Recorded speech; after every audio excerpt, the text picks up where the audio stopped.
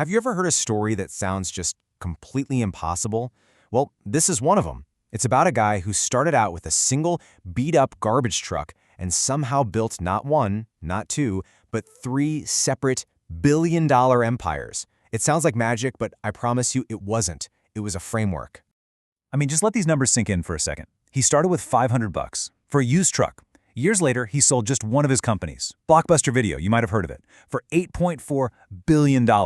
The gap between those two numbers is it's astronomical. So you gotta ask, right? How on earth did he do it? This wasn't some lottery ticket. This wasn't luck.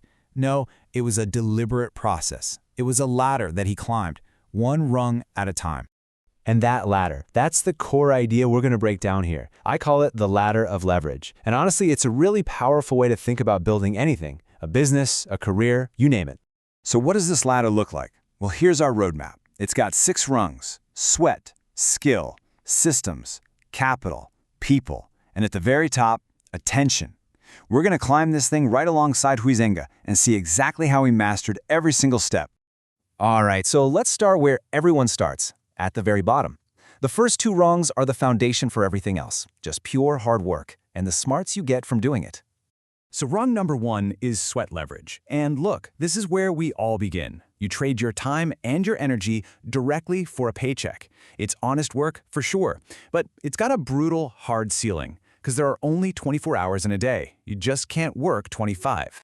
And man, did Huizenga max this rung out. His day started at 3 a.m., literally hauling garbage cans. Then by noon, he'd clean himself up, throw on a suit, and start knocking on doors to sell new garbage routes. He was living 2 full workdays in one. That is sweat leverage in its absolute rawest form. But here's the key. He didn't stay there. He was already climbing to the second rung, skill leverage. This is that crucial jump from just working harder to working smarter. It's when what you know starts to make you more money than what you can physically do. See, while he was hauling all that trash, he was paying attention. He was learning. He was building this mental playbook of what actually worked. And that playbook, that skill, is what let him scale from 1 truck to 20. He was scaling his own knowledge. Okay, now we're getting to the middle of the ladder. And this is where the story just goes parabolic. This is the shift from just his own personal effort to building an engine that could run without him. And it all came down to this huge mindset shift you see here. He stopped working in the business, driving the truck, making the sales calls, and started working on the business. He wasn't just a garbage man anymore. He was becoming the architect of a machine. And that's rung 3, systems leverage. It's the art of building a process one time that then pays you back over and over and over again, whether you're physically there or not.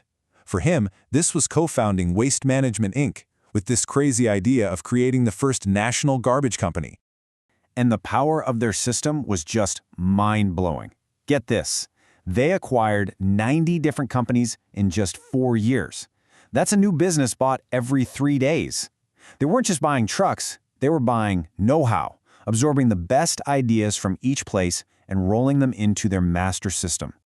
Okay, so once you have a powerful system like that, you're ready for the next rung. This is rung 4. Capital leverage. This is the jet fuel. It's where you stop using your own money and start using other people's money to grow at a speed you could never, ever afford on your own. And his strategy was pure genius. Instead of paying cash for all those little mom-and-pop garbage companies, he'd offer them stock in waste management. So think about it. He was using his company's paper value to buy real-world revenue, which in turn made that paper stock way more valuable. It created this powerful compounding loop. He ran this exact same play to build Blockbuster and then again with AutoNation. All right, let's head to the top of the ladder, the final 2 rungs. This is where you move beyond just building a business and start scaling your leadership and managing a legacy. Rung 5 is people leverage. Huizenga understood this fundamental truth deep down. You absolutely cannot scale an empire by yourself. It's impossible. He was never the guy who was afraid to hire people way smarter or more experienced than he was.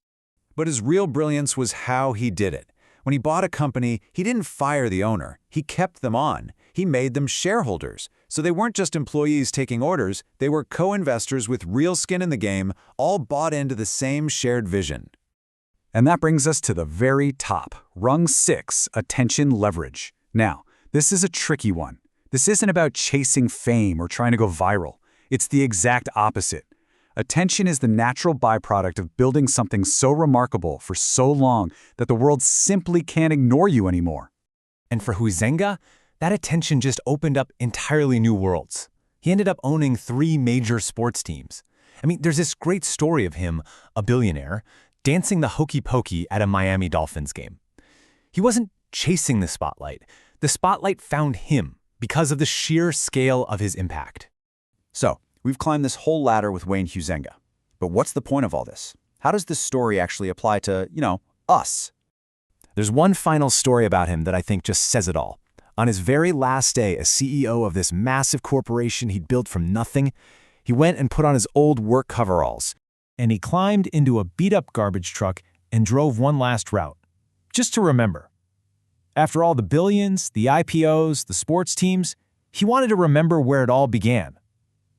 And that's the whole point, isn't it? Where you start is not where you have to end. So I'll leave you with this question. Just take a look at this ladder and ask yourself, honestly, where are you right now? And look, the goal isn't necessarily to get to the top. That's not the point. The only question that really matters is, are you climbing? What's your next rung?